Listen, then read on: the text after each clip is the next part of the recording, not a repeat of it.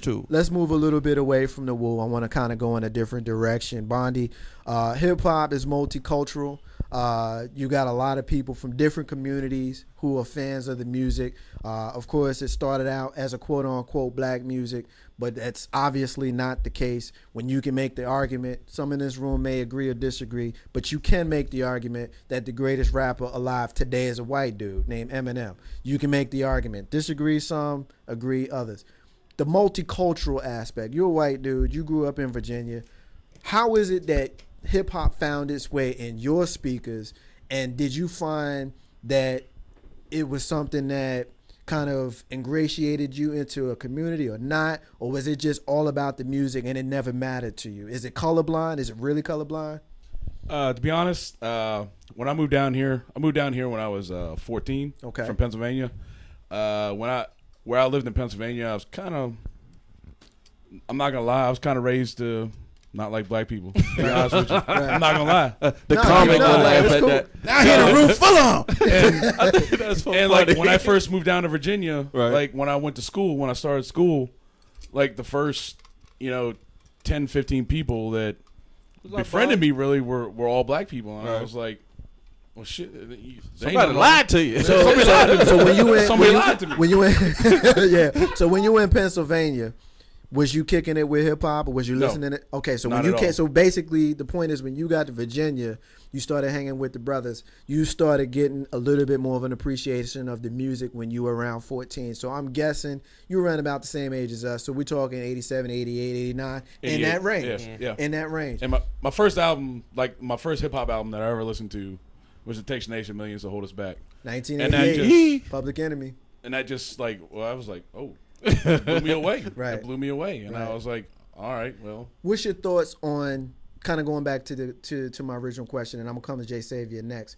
What's your thoughts on the multicultural aspect of it? You can look, and the reason why I asked the question, it's an art, just like sports is an art.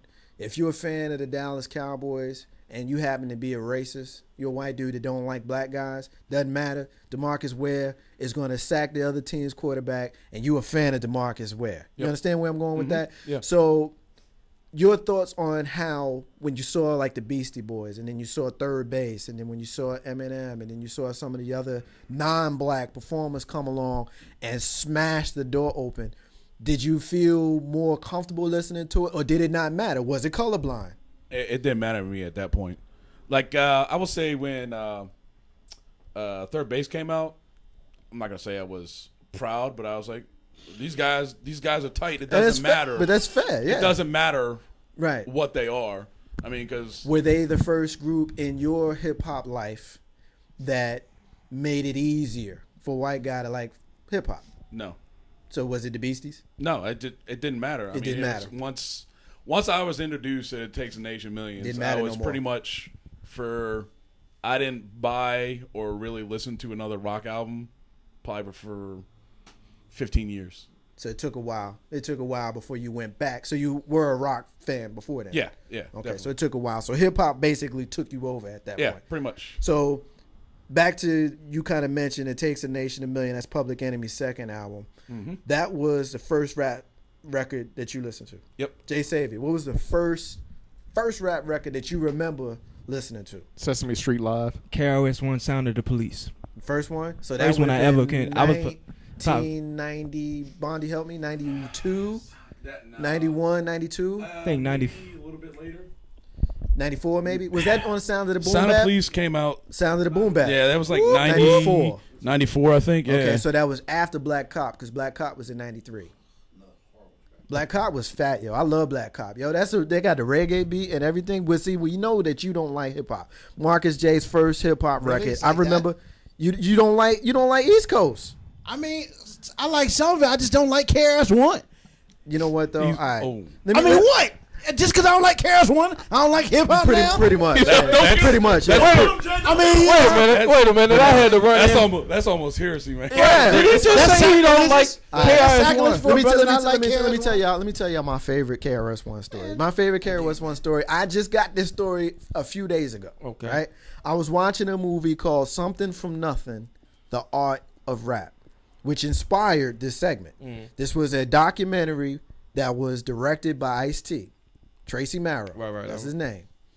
Where he basically went into his Rolodex and he went to the hood of rappers from the Bronx to Staten Island. He went to Detroit to hang out with M. He went to LA to Dre, all of that stuff.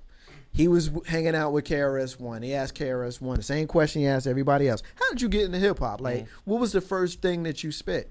KRS-One said that he was at a cypher and he saw cats spitting. And he never even thought about it. He just happened to be one of the people in the crowd. And these cats was battling. And one of the cats was getting kind of demolished. Right. And the cat that was getting demolished started looking around the crowd to see if he could find somebody to go on because he was getting his ass kicked. He looked and he saw KRS-One, and anybody that knows KRS-One's story, he was homeless and lived in his car and all of that stuff. Well, I guess he had on some ripped jeans and some tore up sneakers because this dude just tore Chris up. Well, Chris didn't like it very much. And the first line he spit in his hip hop career was he tore this dude up. In a battle rap. In a battle when he never rapped before, he just started rapping and the crowd went crazy. That to me is hip hop. That's why we love it. Is that on Netflix? I got it on Netflix. I won't get it. I'm watching it tonight. I got it on Netflix. The art of rap. I got to watch that tonight. But I can't believe. Look, what's the first rap, Grizzy? I'm gonna put you on the spot. First rap song that you remember having listened to? Sean Brown, rapping dude. That was '86. You want to talk about whack? That was Fat Boys. I mean, as for me, I started Fat Boys, Run DMC, around that MTV 84, 85 joint, man. The rapping Duke, all that. Big Rube, what was the first rap Houdini, you ever? All that. First rap you ever remember? First rap that I remember, probably some Run DMC. Yeah. You know, I'm sorry to cut you off because I disrespected. I mean, whatever. I'm disrespected the hip hop, the hip to the hip. No. But see, Rappers Delight came in on the tail end of disco, and my dad used to play a lot of disco, and then they snuck that in on the radio. So that was that came in a little play in the Soul Sonic Force, all that. Then I got into Run DMC, rapping Duke, Fat Boys. Go ahead. First song I ever heard was around 84, 85 maybe, when I got an older brother. And he was listening on WBLS in New York City, and he had a record called AJ Scratch by Curtis Blow. Curtis J, that's it. Yeah, that was the first rap that I ever heard, and it was just wild to me. I'm listening to it because, everybody had heard Rappers Delight, it was on the radio, but it used to come on right off of I Want to Rock With You with Michael Jackson. You know what I mean? Like, it was in that kind of rotation. Right. When you started hearing stuff like AJ Scratch. That's different. And you started hearing It's Like That, and That's the Way It Is, and that sort of thing, was the first time that I actually heard it and was like, yo, I'm feeling this. What are these cats doing? They doing poetry and they doing it to beats? Word, that's crazy. Big Rule, I'm going to start and kind of take another turn and ask you this. Hip-hoppers, rappers, are they role models? Yes or no? Why not? No. I think they tell a lot of truth, but I don't think they're role models because, to be perfectly honest with you, they want you to learn from them instead of you do what they've already done. So it's not like for instance, Ice Cube is not a role model. Well, then he wasn't a role model, but he was pretty much like, yo, all this other stuff, blase, blase. Hey, I've been through this. Don't do this. But, I got to get mine. So, no, I don't think they're role models. That's just my opinion. Unfortunately, they are role models. You have more and more people listening to them. You have more and more people mimicking them. You have more and more people trying to be like them. At the opportunity to agree to disagree, they are role models. Do you want them as role models? Hey, that's your decision. That's your choice. As a parent, do I want that to be my son's role model? I am his role model. So, yeah, unfortunately, they are. Well, and I'm going to disagree on that respectfully, simply because, you got to have your own mind, your own thoughts. And to me, I feel like the one thing that a lot of people don't have, people can think they're role models because they get in front of people and they speak. Everybody who gets in front of you is not a role model. But as a parent, you have to make sure your child understands that everything that you see does not necessarily mean that needs to be for you. That's what I was about to get on. I got my son here. I had no problems when he was coming up listening to hip hop. But then again, the hip hop that was coming on Laser 93 in Richmond or whatever Power 92 used to be before they were Power 92 is way different than the hip hop they have on the radio now. So there isn't, so depending on where you're coming from. Like if you're already in the hood and you're from a bad socioeconomic background, I don't see no problem looking up to a rapper to say, hey, not that I want to be a rapper, but I want to get up out the hood. I want to eat. I want to make something better of myself. Of course, and Mike can Mike Jay Savior. Yeah, Jay Savior could talk about this in regards to, like, I didn't push anything on him. He just, if he was in the back seat and PE came on, he was gonna hit. I won't cut that off, Mikey. That's his daddy calling him Mike. Yeah, that's his family name. Yeah. That's Jay Savior. Yeah. Classic line. Like I told you, sell drugs. No, Hove did that. So hopefully you wouldn't go through that. No, they're not role models. I remember, like I said, when I grew up, my dad he played Tribe Called Quest, Mos Def, and Talib Kweli. These are revolutionary figures that's speaking positive. So I didn't go out and say I want to be like them. I just, make your own decision in life. That's how I thought about it. You know what's crazy that you dropped that line, Jay Savior, because long-time listener Hakeem just typed that on the fan page, and I know for a fact that you didn't have access to that. Mm-hmm. But that line you just spit from Hove, he just typed it on the fan page, and I was about to read it. I'm gonna give you my opinion on that subject in a minute. I want to hear from Bondi first. I think rappers are just like athletes or anybody like that that's on television that people have access to see to like that. I don't think anybody like that should be a role model because most people can't achieve that or won't achieve that. Their parents won't let them achieve that, or their parents won't encourage him to achieve things like that. Like Corey said, unfortunately, people look at them as Carlton, excuse me. Unfortunately, people look at them as role models, like Carlton said. Right. But they shouldn't. They should look to their parents, and right. Leaders. Right. There's like in the NBA, it's a 1% chance you're gonna get drafted. So not people that are reach these Jordan was a great player. Right. But Jordan shouldn't be your role model. Right. Your parents and your people that you have access to, right. People that you can relate to, people that you can have everyday motivate you. People that you can have everyday interaction with that are going to be able to change something in your life. Yeah, you can look at people and say, I want to be like Mike. Right.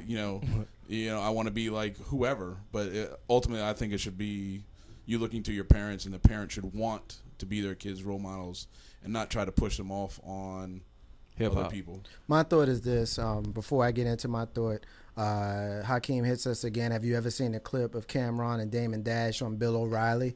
Who in the hell would want their kids looking up to people like them? He said that. So I the no snitching joint. And then I got another hit. The problem is that rappers are put in a position to be role models, even though they preach a fictitious lifestyle and culture and society that is missing strong male role models. So they become role models whether they seek it or not. Officer Big Ru, Ricky. Can you tell us who that hit is from? That's my boy Q in 757. 757. All right. Here's my thoughts on it. Anytime that you're in the public eye where people are spending money to see you, you have an obligation now to act in a certain way. If you don't act in a certain kind of way, then you could become a detriment to your community. Do you want to be a role model? Maybe you do, maybe you don't. You want to put a tattoo on your face and wear your pants around your ass like a jackass?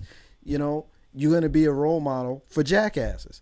But if you want to pull your pants up and shave and put your hat on the right way and spit your rhymes and do your thing with your talent, you're a role model in that sense. The point I'm making is kids are going to watch you whether you want to be a role model or not. You should take the opportunity to be positive as opposed to negative. You can go and spit at the camera like Tupac did and call yourself a thug. We all loved him. I love him. Anybody that knows me knows I love Tupac. But I was very disappointed when I used to see those kinds of displays. Whenever I see somebody like Lil Wayne, who I believe is supremely talented, but frustrates me because he emulates jail culture by wearing his pants around his ass, you know, that just sometimes frustrates me. Now, Charles Barkley said a long time ago, I'm not a role model.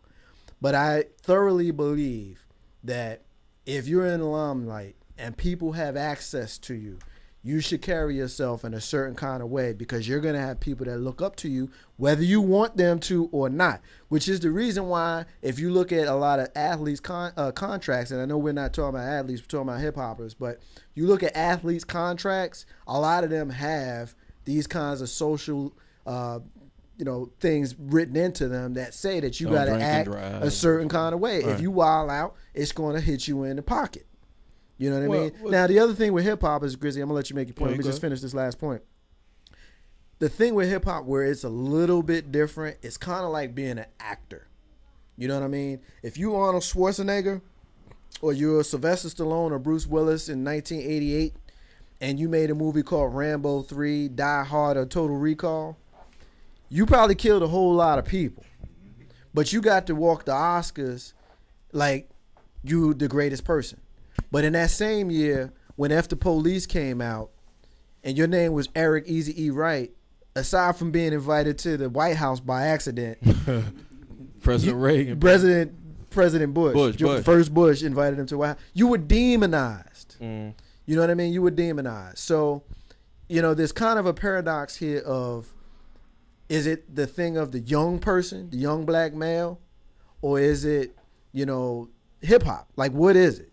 You understand what I'm saying? The business is, I mean, the way the business has gone, and there's so much money involved now in hip hop. Although record sales are down, but there's more mediums, digital, iTunes, etc. You have to make up for what you're not getting in record sales by keeping your name in the limelight. I use Kanye for an example. I mean, he's a talented producer, you know. But to get to that level and to stay at that level where he's putting out so-called hits, you know, you got to be controversial. You got to say, "Hey, I watch Kim's tapes" to get up, you know, to get up. You know what I'm saying? So, in that respect, I don't get mad at the artist, because if the artist is coming into it, if he coming into it because he love hip hop, he's got a dilemma, because I love hip hop, but I also in it to make a living, and so you got to shine it. You know, you got to sing and dance a little bit to do that. Last question that I want to ask, and I want to go around the room real quick on this one, because we need to end the segment and get ready to wrap up the show at our closings and our rants. I'm gonna start with Bondi on this one. What is the responsibility of rappers to their communities, and who do you feel are today's standard bearers with regards to the art? Now, they're two separate questions, and I'm going to ask them together. First question is, first of all, do they have responsibility, yes or no? If they do, expand on it. And two, when you look at the slate of hip-hoppers to now, who you think are the standard bearers? Real quick, we're going to go around the room, and then we're going to wrap up. Okay. Oh, man, that's a tough one.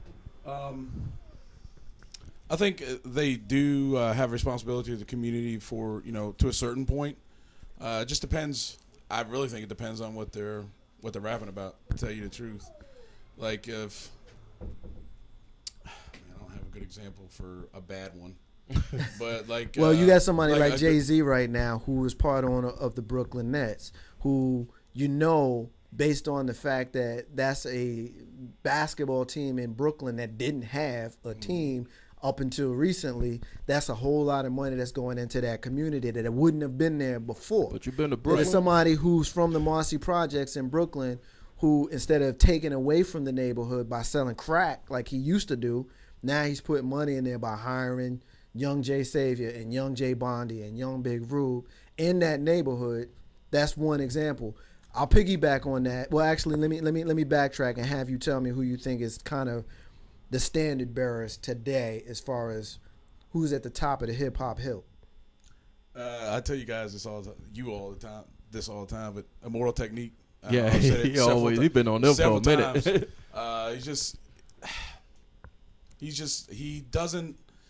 He's not just about, you don't really hear him talk about, my my 24-inch rims, my gold chains, nothing like that. He's a socially conscious, sometimes overboard with some of the stuff he says, but he's